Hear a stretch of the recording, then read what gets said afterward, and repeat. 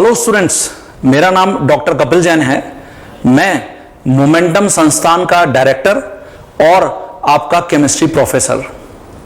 ये जो कोर्स हम आपके लिए स्टार्ट कर रहे हैं, मेनली आप सभी विद्यार्थी जो हिंदी माध्यम के हैं और आगे नीट यूजी की तैयारी करना चाहते हैं, मतलब जो नीट अंडर ग्रेजुएशन आपका एग्जाम है, national eligibility cum entrance test, आप उसकी तैयारी करना चाहते हैं, उसके लिए हमने एक्सक्लूसिवली तैयार किया है। ये जो कोर्स है, इसका सबसे बड़ा खास बात, इसकी सबसे बड़ी जो खास बात है वो ये है कि आपको मैं और मेरी जो टीम के मेंबर्स हैं वो पूरा हिंदी माध्यम में पढ़ाएंगे। और सबसे बड़ा जो भारत के अंदर अभी कमी है वो ये है कि एक वेल डिजाइन जो हिंदी माध्यम का कोर्स है उसकी कोई भी तैयारी नहीं करा रहा है। तो जनरली आप जैसे जो हिंदी माध्यम के विद्यार्थी हैं वो बहुत ज्यादा परेशानी में रहते हैं, बहुत ज्यादा परेशानी का अनुभव करते हैं, क्योंकि आपको अगर आगे नीट का एग्जाम देना है, national eligibility cum entrance test देना है, तो हम कहां से पढ़ाई करें, ये आप सभी के दिमाग में, आप सभी के सामने, आपके पेरेंट्स के सामने एक बहुत बड़ा क्वेश्चन आता है। तो इसी बात को ध्यान में रखते हुए हमारी संस्थान मोमेंटम ने, जिसका मैं एक डायरेक्टर निर्देशक भी हूं, तो हमने ये आप सबके लिए एक बहुत अच्छा कोर्स प्लान किया है जिसकी मैं आपको तैयारी कराने जा रहा हूं। हमारे जो टीचर्स हैं वो, जैसे मैं केमिस्ट्री में, ऐसे ही फिजिक्स में, ऐसे ही बायोलॉजी के अंदर, जिसमें आपके दो पार्ट हैं, एक तो बॉटनी वाला है और एक जूलॉजी वाला पार्ट है, उसकी तैयारी आपको कराएंगे। ओके, और इस कोर्स के माध्यम से मैं आपको हर चैप्टर के अंदर, जैसे केमिस्ट्री के अंदर हर चैप्टर के अंदर पहले थ्योरी और उस थ्योरी से रिलेटेड जितने भी संभावित प्रॉब्लम जो आपके लिए पूछी जा सकती हैं या पुराने नीट एग्जाम में पूछी गई हैं, मैं उनको भी आपको यहां पर प्रॉब्लम्स कुछ बताऊंगा, कुछ करवाऊंगा और कुछ आपको प्रैक्टिस करने के लिए दूंगा। और बहुत इंपॉर्टेंट बात, हर प्रॉब्लम का जो वीडियो सॉल्यूशन है, मतलब आपको प्रॉब्लम्स तो मिलेंगी ही प्रैक्टिस करने के लिए, लेकिन साथ में उनके वीडियो सॉल्यूशंस भी आपको मिलेंगे। ओके, तो ये एक यूनिक बात है इस कोर्स की, जो मुझे लगता है कि पूरे भारत देश में कोई भी इस प्रकार का दूसरा इंस्टीट्यूट या कोई भी इस प्रकार का जो ऑनलाइन प्लेटफॉर्म है, माध्यम प्रोवाइड नहीं कर रहा है। तो मैं जहां तक सोच पा रहा हूं वहां तक कि आपको इस कोर्स के माध्यम से बहुत अच्छा अनुभव मिलेगा। और मैं चाहूंगा कि आपके और भी जो दूसरे फ्रेंड्स हैं, आपके और भी जो दूसरे साथी हैं हिंदी माध्यम वाले, उनको भी जरूर इस कोर्स के बारे में बताइए। जो भी अपना नीट की तैयारी आगे करना चाहते हैं, नीट की तैयारी करने के लिए इच्छुक हैं, वो ज्यादा से ज्यादा बच्चे इस कोर्स को ज्वाइन करेंगे तो मुझे लगता है कि आपको आने वाले नीट एग्जाम में जरूर से जरूर सफलता मिलेगी। तो शुरू करते हैं स्टूडेंट्स, चलिए। जैसे आज मैं आपके साथ यहां पर जो बहुत इंपॉर्टेंट चैप्टर है केमिस्ट्री के अंदर, और नीट में भी हर साल एक या दो प्रॉब्लम जरूरी तौर से पूछ ली जाती हैं, वो है परमाणु संरचना। परमाणु संरचना,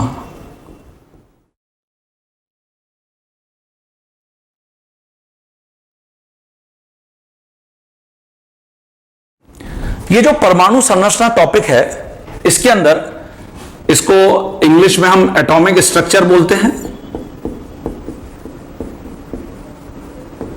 और इसके अंदर जो बहुत इंपॉर्टेंट टॉपिक्स हैं उसमें सबसे पहले है इलेक्ट्रॉन, प्रोटॉन और न्यूट्रॉन। मतलब जो एग्जामिनर आपसे इलेक्ट्रॉन, प्रोटॉन और न्यूट्रॉन के ऊपर क्वेश्चंस पूछ सकता है, वो मैं सबसे पहले आपके साथ डिस्कस करूंगा। उसके बाद फिर हमारे पास प्लैंक का क्वांटम सिद्धांत है, फिर हमारे पास जो डिफरेंट न्यूक्लियर मॉडल है, नाभिकीय सिद्धांत, जिसमें सबसे इंपॉर्टेंट है बोहर का परमाणु सिद्धांत, बोहर एटॉमिक मॉडल, हम उसके ऊपर डिस्कशन करेंगे। उसके बाद डी ब्रोगली तरंग दैर्ध्य, उसके बाद हाइजेनबर्ग का अनिश्चितता सिद्धांत, और ऐसे ही सबसे लास्ट में एक बहुत इंपॉर्टेंट टॉपिक जिसके ऊपर हर साल नीट में प्रॉब्लम एग्जामिनर पूछ ही लेता है, वो है क्वांटम संख्याएं। तो उसके ऊपर भी हम आगे बात करेंगे। तो जो परमाणु संरचना चैप्टर है बहुत ही इंटरेस्टिंग है, और जिन जिन इंपॉर्टेंट पैरामीटर्स के ऊपर आपको प्रॉब्लम्स देखने को मिल सकते हैं ना स्टूडेंट, मैं उनके ऊपर आपके साथ यहां पे बात कर रहा हूं। तो देखिए, सबसे पहले मैं यहां पे लिखूंगा कि परमाणु में उपस्थित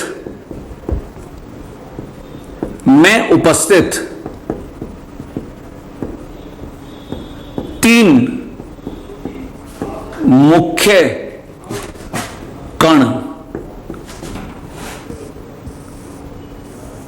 जो मुख्य कण का मतलब हो गया मेन पार्टिकल्स। किसी भी परमाणु में मतलब हम इसको कह सकते हैं कि 3 फंडामेंटल पार्टिकल्स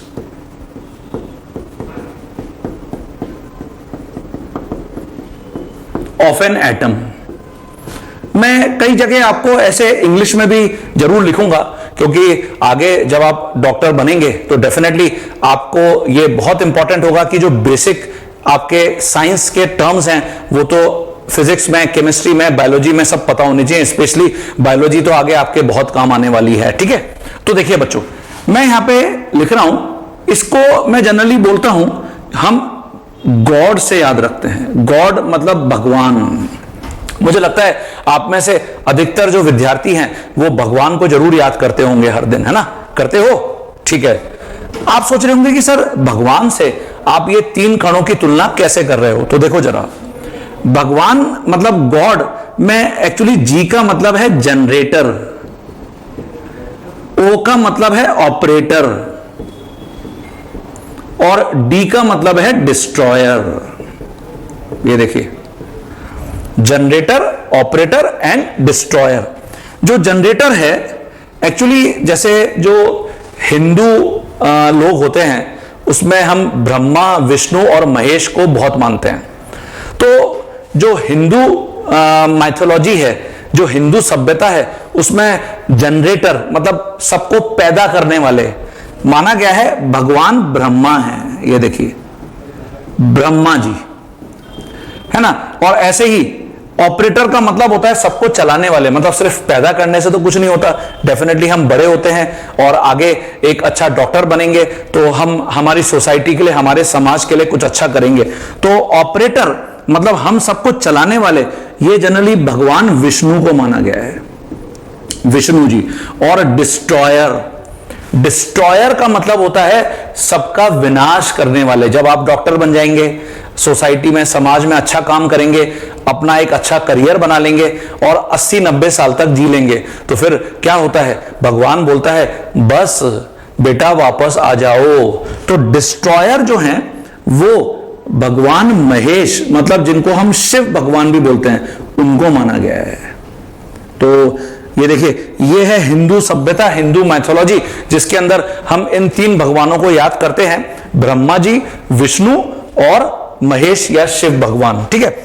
अब आप बोल रहे होंगे, सोच रहे होंगे कि सर ये सब चीजें आप केमिस्ट्री में हमको क्यों बता रहे हैं? तो देखिए, सुनिए, जो केमिस्ट्री में तत्व हैं, तत्व या कोई भी परमाणु, है ना, एक परमाणु से अगर नया परमाणु बनता है तो उसके लिए जो ब्रह्मा जी हैं वो परमाणु के अंदर, देखिए, प्रोटॉन का रोल होता है। मतलब मैं केमिस्ट्री में जो भगवान ब्रह्मा जी मान सकता हूं वो प्रोटॉन को मान सकता हूं। आप सोचेंगे कैसे सर?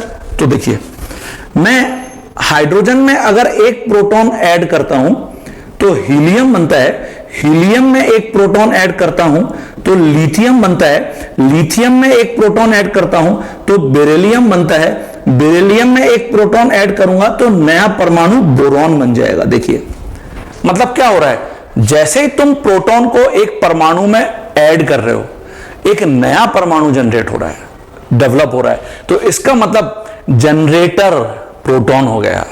अब ऑब्वियस है, सिर्फ ये तत्व अगर होते तो आगे तो केमिस्ट्री में कुछ होता ही नहीं, रसायन शास्त्र में कुछ होता ही नहीं। तो हम जनरली जो हमारी आसपास की सारी चीजें हैं उसमें यौगिक देखते हैं हमेशा। जैसे हम सबसे पहले अगर सुबह ब्रश भी करते हैं तो ब्रश भी हम केमिकल का करते हैं, रसायन का करते हैं, है ना, उसमें भी कुछ यौगिक होते हैं। तो यौगिक बनने के लिए क्या चीज जिम्मेदार है? आंसर है इलेक्ट्रॉन। ये देखिए, ऑपरेटर इलेक्ट्रॉन,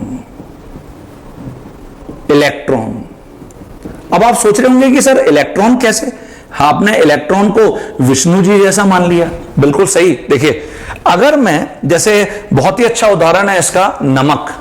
जनरली सुबह से लेकर शाम तक जब भी हम खाना खाते हैं उसमें हर जो खाने की चीज है उसमें नमक जरूर उपस्थित होता है। तो यहां पर जब तुम नमक की बात करते हो तो इसमें सोडियम क्लोराइड की बात होती है, और सोडियम क्लोराइड का मतलब है कि सोडियम में से मैंने एक इलेक्ट्रॉन निकाला तब सोडियम धनायन बनता है, और क्लोरीन में एक इलेक्ट्रॉन योग किया तो Cl माइनस आयन बनता है। देखो बच्चों, सही है।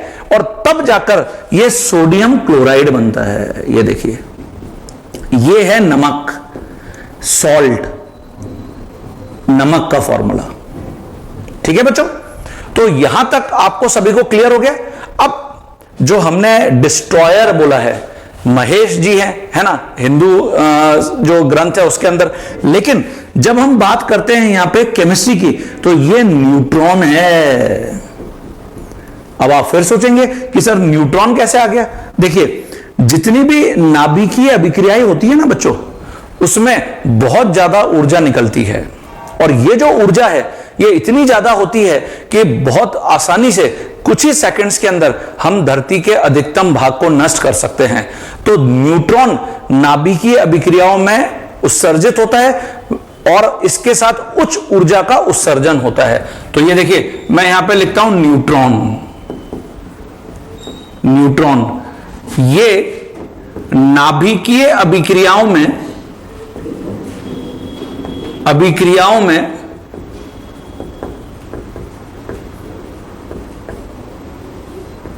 उपस्थित होता है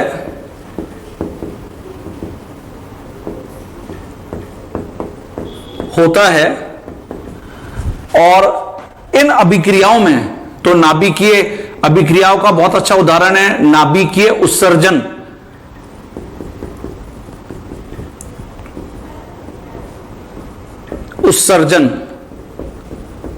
और या इसकी जगह हम हाइड्रोजन, जैसे बॉम्ब है उसको भी यहां पे ले सकते हैं, हाइड्रोजन बॉम्ब। ठीक है, तो न्यूट्रॉन इन सभी अभिक्रियाओं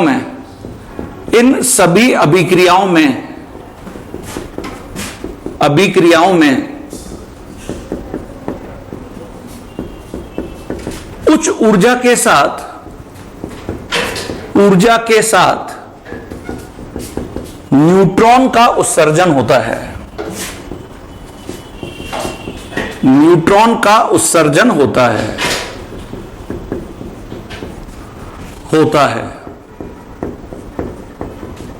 ठीक है, इसलिए हमने जो भगवान शिव हैं उनको न्यूट्रॉन के पैरेलल मान लिया है। तो मैं ये चाहूंगा कि हम जब भी आज के बाद भगवान को याद कर रहे हैं तो डेफिनेटली हम इनडायरेक्टली किसको याद कर रहे हैं? प्रोटॉन को, इलेक्ट्रॉन को, न्यूट्रॉन को। ठीक है बच्चों, याद रहेगा सभी को। अब सबसे पहले जैसे जो इलेक्ट्रॉन है उनसे रिलेटेड आपको क्या मिल सकता है? तो देखिए, मैं इसका जो रिप्रेजेंटेशन है आपको बताता हूं, -1 E0 ये इलेक्ट्रॉन का रिप्रेजेंटेशन है, और या फिर हम इसको सामान्यतः ऐसे भी लिख देते हैं E-1।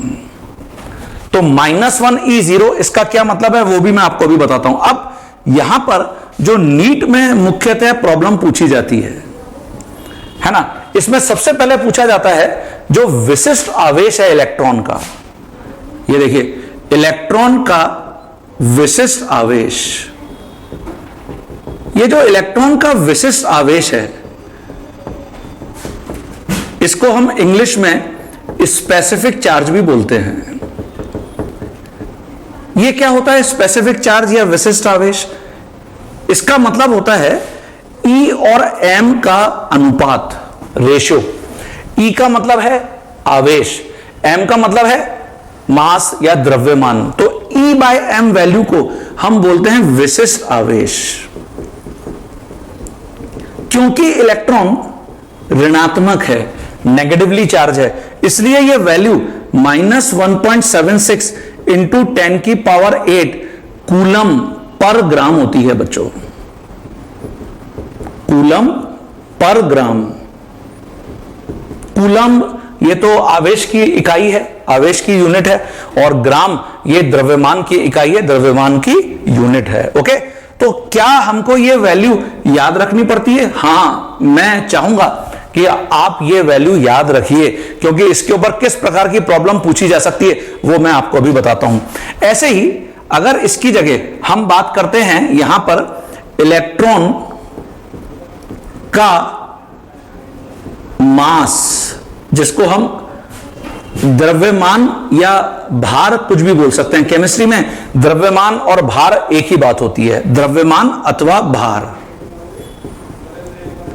इसको हम जनरली m से रिप्रेजेंट कर देते हैं स्टूडेंट। ये देखिए m, ये वैल्यू है 9.1 इंटू 10 की पावर माइनस 31 किलोग्राम, या 9.1 इंटू 10 की पावर माइनस 28 ग्राम। ये देखिए, तो ये इलेक्ट्रॉन का मास या इलेक्ट्रॉन का द्रव्यमान है। अब इसके बेसिस पर हम क्या कर सकते हैं, जो इलेक्ट्रॉन का चार्ज है उसको यहां पर चेक कर सकते हैं। देखिए, इलेक्ट्रॉन का जो आवेश है, जिसको हम चार्ज बोलते हैं, देखिए ये सबसे छोटे तत्व के ऊपर, सबसे छोटा जो हम कह सकते हैं कण है, उसके ऊपर इतना चार्ज डिफाइन किया गया कि सबसे छोटे चार्ज की वैल्यू हम ये लिखते हैं 1.6 इंटू 10 की पावर माइनस 19 कूलम। ये देखिए, ओके, ये नेगेटिव साइन क्यों लगा हुआ है? नेगेटिव साइन यहां पे इसलिए लगा हुआ है क्योंकि इलेक्ट्रॉन क्या है, इलेक्ट्रॉन नेगेटिवली चार्ज है, इसलिए नेगेटिव साइन लगा हुआ है। अभी हम जब यही प्रोटॉन के लिए लिखेंगे तो ये पॉजिटिवली चार्ज हो जाएगा। ठीक है, अच्छा, ये क्योंकि बहुत ही छोटा आवेश है, बहुत छोटा आवेश, इसीलिए इसको 1 यूनिट चार्ज भी बोलते हैं, एक इकाई आवेश। देयरफॉर हम इसको एक इकाई आवेश भी बोलते हैं, 1 यूनिट चार्ज भी बोलते हैं। तो हमको इलेक्ट्रॉन से रिलेटेड ये 3 जो पैरामीटर्स हैं वो हमेशा याद रखने हैं। कौन कौन से? इसका विशिष्ट आवेश जो E/m है, जिसकी वैल्यू मैंने आपको इतनी बताई। ऐसे ही इलेक्ट्रॉन का जो मास है वो 9.1 इंटू 10 की पावर माइनस 31 किलोग्राम या 9.1 इंटू 10 की पावर माइनस 28 ग्राम है। और ऐसे ही इलेक्ट्रॉन का जो आवेश है वो 1.6 इंटू 10 की पावर माइनस 19 कूलम है, विद नेगेटिव साइन के साथ। अब इनसे रिलेटेड हमसे क्या प्रॉब्लम पूछेगा, उनको डिस्कस करने से पहले मैं आपको प्रोटॉन और न्यूट्रॉन भी पहले बताऊंगा। लेकिन -1E0 इसका क्या मतलब है वो भी मैं आपको बता रहा हूं, तो ये आप अपनी कॉपी में डिक्टेट कर लीजिए सभी। देखिए स्टूडेंट्स, यहां पर एक बात जो ध्यान रखने वाली है वो ये है कि हमने जो अभी इलेक्ट्रॉन का आवेश यहां पे लिखा और इलेक्ट्रॉन का जो विशिष्ट आवेश लिखा, अगर मैं इन दोनों वैल्यूज को डिवाइड करता हूं, ये देखिए, अगर हम आवेश और विशिष्ट आवेश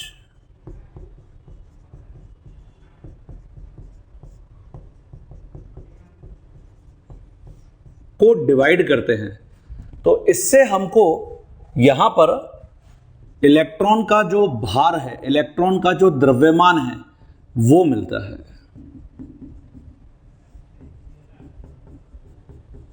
और ये हमने 9.1 इंटू 10 की पावर माइनस 31 किलोग्राम या 9.1 इंटू 10 की पावर माइनस 28 ग्राम मेंशन किया है। ओके, तो यही हमारी इक्वेशन नंबर 2 भी है।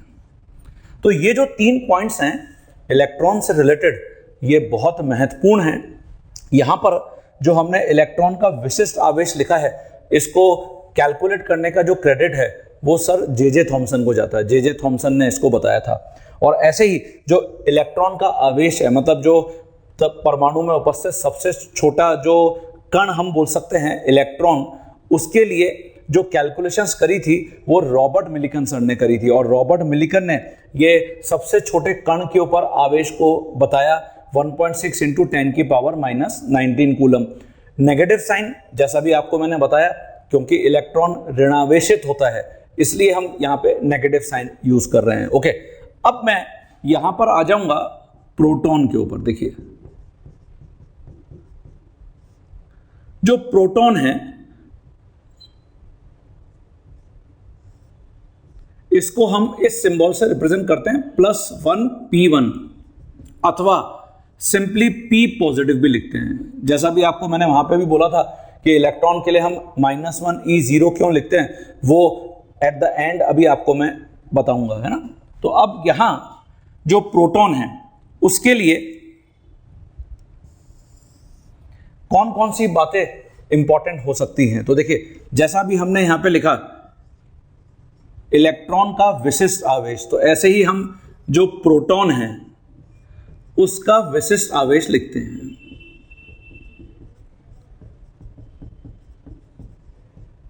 तो उसका जो विशिष्ट आवेश, इसको हमने स्पेसिफिक चार्ज भी बोला है स्टूडेंट्स।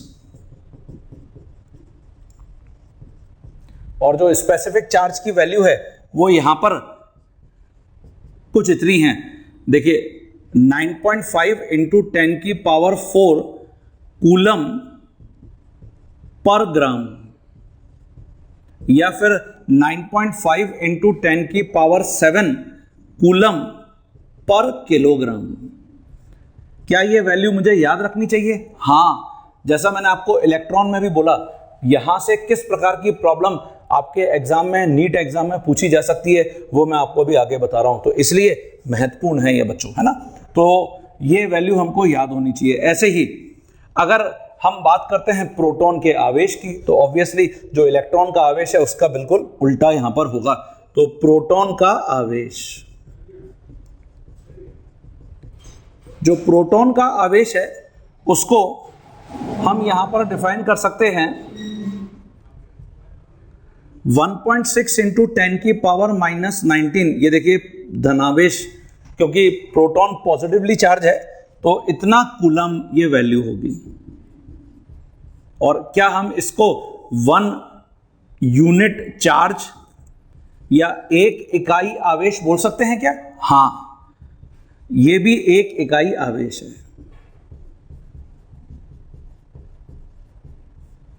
ओके, और इसके बेसिस पर, जैसे अगर मैं यहां आवेश और विशिष्ट आवेश को डिवाइड कर दूंगा, ये देखिए आवेश और विशिष्ट आवेश को अगर हम डिवाइड कर देंगे तो हमको जो रिजल्ट देखने को मिलेगा वो मिलेगा प्रोटॉन का मास, प्रोटॉन का द्रव्यमान।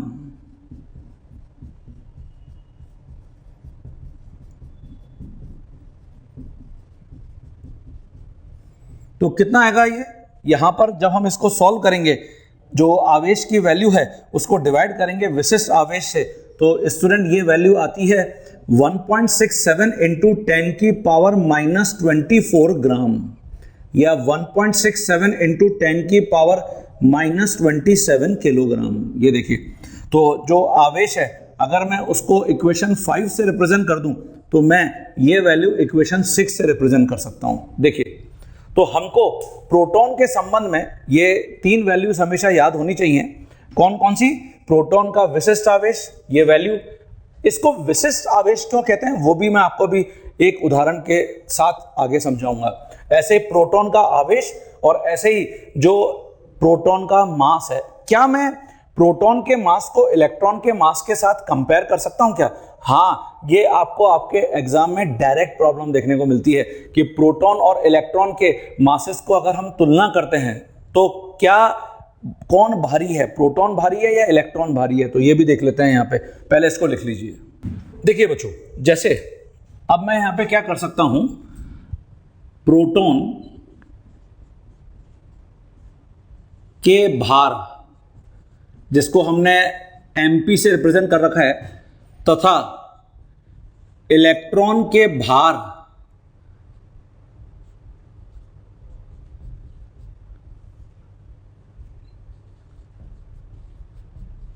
जिसको हमने एमई से रिप्रेजेंट कर रखा है की तुलना।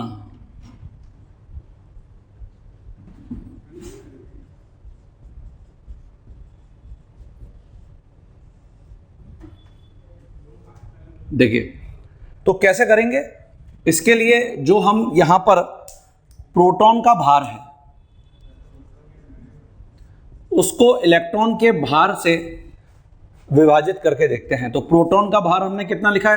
1.67 इंटू 10 की पावर -24 ग्राम, और इसको डिवाइड कर देते हैं 9.1 इंटू 10 की पावर -28 ग्राम से। ये देखिए, अगर ऊपर ग्राम है तो नीचे भी ग्राम होना चाहिए। अगर ऊपर किलोग्राम लिखेंगे तो 10 की पावर -27 और नीचे फिर 10 की पावर -31 हो जाएगा किलोग्राम में। तो ये जब हम सॉल्व करते हैं 1837 वैल्यू आती है। इसको आप जब विभाजित करोगे तो 1837 वैल्यू आएगी, जिसको नियरली 1840 मान लेते हैं। तो ये वैल्यू क्या बता रही है? ये वैल्यू यहां पर बता रही है कि जो प्रोटॉन हैं वो इलेक्ट्रॉन की तुलना में 1840 गुना भारी है। ये देखिए, तो ये भी एक बहुत महत्वपूर्ण रिजल्ट है जहां से हमको एग्जाम में प्रॉब्लम देखने को मिलती है। इसको हम इक्वेशन नंबर 7 बोल देते हैं। प्रोटॉन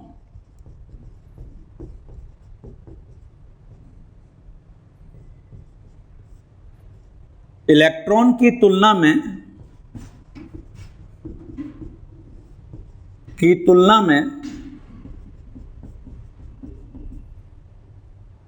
1840 गुना, कभी कभी 2000 तक भी लिखा हुआ जाता है, तो 2000 आपको लिखना है, 1840 गुना भारी है। अच्छा, जैसे हमने अभी आवेश को लिखा कि सबसे छोटा आवेश होने के कारण ये एक इकाई आवेश है, ऐसे ही ये जो भार है ना बच्चों, जो हमने प्रोटॉन का भार लिखा है यहां पे, इसको जनरली केमिस्ट मान लेते हैं कि ये सबसे छोटा मास है, सबसे छोटा भार है। इससे छोटा भार और कुछ नहीं हो सकता। मतलब इसको हम 1 यूनिट मास बोलते हैं। ये देखिए, और या फिर इसको हम 1 AMU भी बोलते हैं, atomic mass unit. 1 AMU atomic mass unit, या एक इकाई भार आप बोल सकते हैं, एक इकाई द्रव्यमान।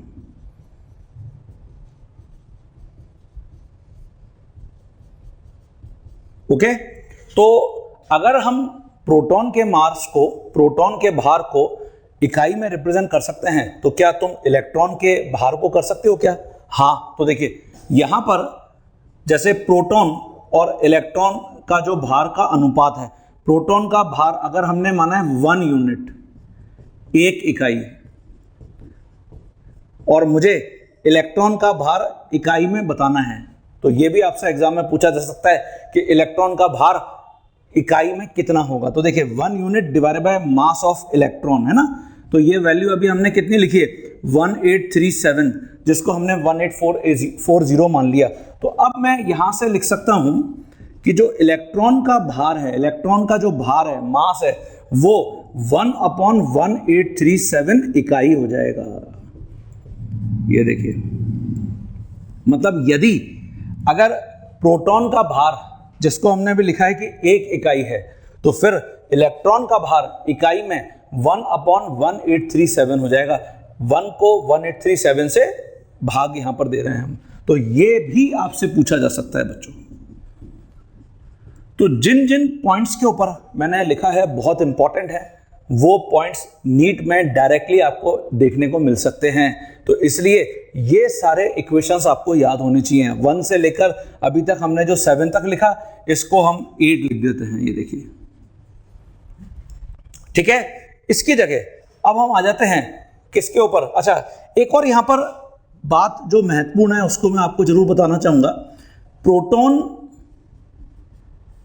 को H+ भी लिखा जाता है। सोच सकते हैं आप क्यों? एक्चुअली अभी हमने जो प्रोटॉन का भार देखा, इतना 1.6 इंटू 10 की पावर -27 किलोग्राम या 10 की पावर -24 ग्राम, तो ये हाइड्रोजन के एक परमाणु का भी भार होता है। हाइड्रोजन के एक परमाणु का भी भार होता है। और प्रोटॉन का जो आवेश हमने लिखा उसको हमने लिखा कि ये एक इकाई आवेश है। ये देखिए, तो प्रोटॉन क्योंकि इसका भार हाइड्रोजन के एक परमाणु के भार के बराबर और प्रोटॉन पर आवेश एक इकाई, इसीलिए प्रोटॉन को H पॉजिटिव भी लिखा जाता है। तो देखिए यहां पर मैं लिख रहा हूं क्योंकि प्रोटॉन का भार हाइड्रोजन के एक परमाणु के भार के बराबर होता है, तथा प्रोटॉन एक इकाई आवेश जिसको हमने 1 यूनिट चार्ज बोला है, ऑब्वियसली धनावेश होगा, 1 यूनिट चार्ज एक इकाई आवेश रखता है। इसीलिए प्रोटॉन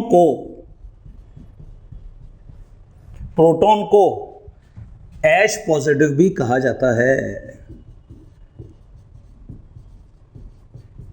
तो ये आप सभी को क्लियर हो गया।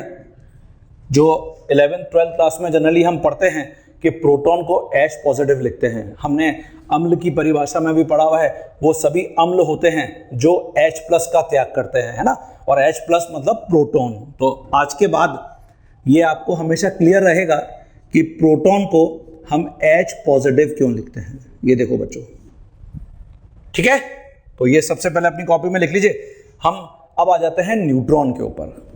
देखिए बच्चों, अब मैं यहां पे न्यूट्रॉन पर आ गया हूं, जो परमाणु में उपस्थित तीसरा सबसे प्रमुख कण है, न्यूट्रॉन।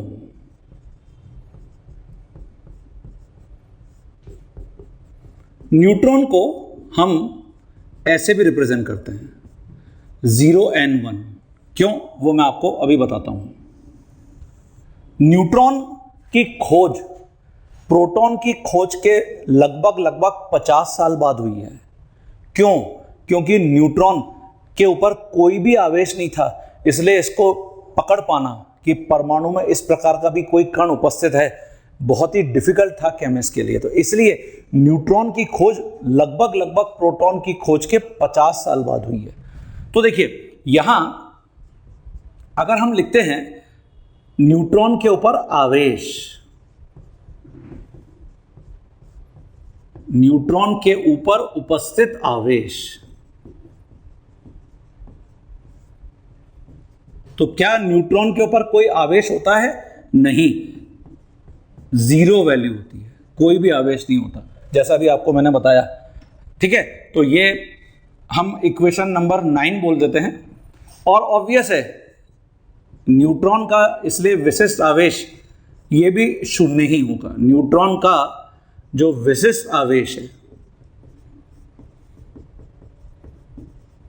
जिसको हमने E/m से रिप्रेजेंट किया है, ये भी 0 होगा। क्या न्यूट्रॉन का भार द्रव्यमान कुछ होता है? हाँ, ये हमेशा प्रोटॉन के बराबर होता है। तो न्यूट्रॉन का भार जिसको हम द्रव्यमान अथवा m से रिप्रेजेंट कर रहे हैं, ये देखिए ये n से रिप्रेजेंट कर देते हैं, n का मतलब न्यूट्रॉन हो गया। तो ये वैल्यू 1.67 इंटू 10 की पावर -24 ग्राम या 1.67 इंटू 10 की पावर -27 किलोग्राम ही है। ये देखिए, ठीक है बच्चों, तो ये हमेशा प्रोटॉन के मास के बराबर होता है, प्रोटॉन के भार के बराबर होता है। ठीक है, तो यहां अगर हम इन सभी जो भी हमने यहां पे डेटा आपको बताए हैं उनके सभी बेसिस पर मैं आपको ये बोलना चाहूं, ये देखिए ये परमाणु है जिसका मतलब है एटम, और इस परमाणु में अभी हमने देखा कि इलेक्ट्रॉन है,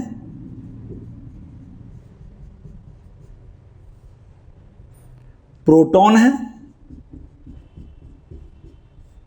और न्यूट्रॉन है।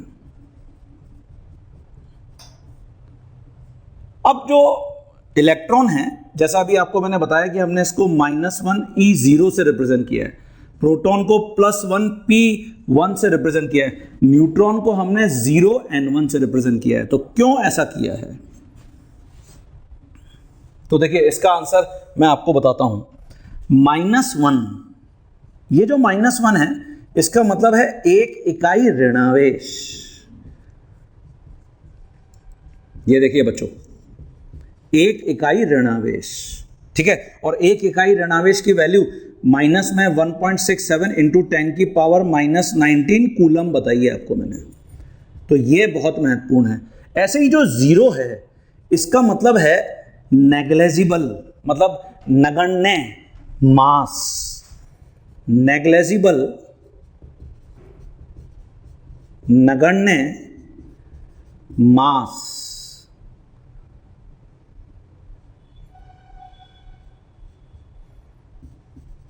मतलब भार, है ना।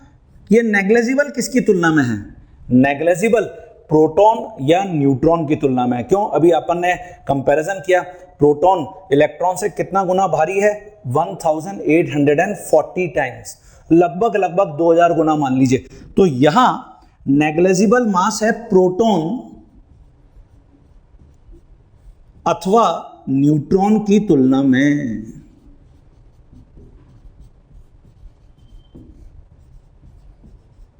ठीक है बच्चों,